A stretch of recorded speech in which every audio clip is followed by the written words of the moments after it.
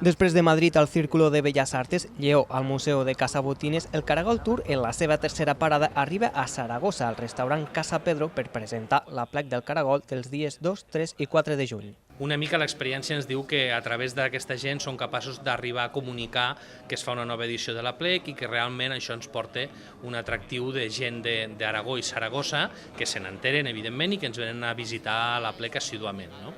Fa molts anys que fem aquesta experiència, és un Caragol Tour una mica diferent, on el que fem és sentar-nos a taula a través de la promoció d'una setmana del Caragol que farem aquí a Saragossa amb la gent de Casa Pedro, que són uns especialistes en la cuina del Caragol aquí. L'arribada de l'Aplec del Caragol a Casa Pedro coincideix amb el tret de sortida de les 14enes jornades del Caragol que organitza el mateix restaurant aragonès. Es tracta d'un menú amb el Caragol com a protagonista, on entre les 1000 maneres de fer els caragols no falten els clàssics, com a l'Aplec. Pues la verdad que al final es hacer algo diferente que no se suele hacer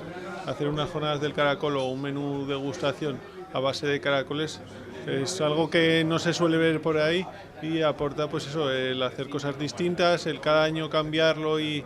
pues disfrutar un poco a la hora de elaborar el menú, decir a ver con qué sorprendo este año. Bueno, pues una ocasión de oro para quedar con amigos, para celebrar alrededor de una mesa con esos caracoles como protagonistas de este menú, alrededor de esa fiesta que va a ser pronto, esa Aplec. Així doncs, una vintena de comensals dedicats al món gastronòmic i a la premsa de territori han pogut gaudir del caragol i entendre l'emblemàtica festa lleidatana i, sobretot, la seva essència, el caragol com a motiu de reunió entre amics.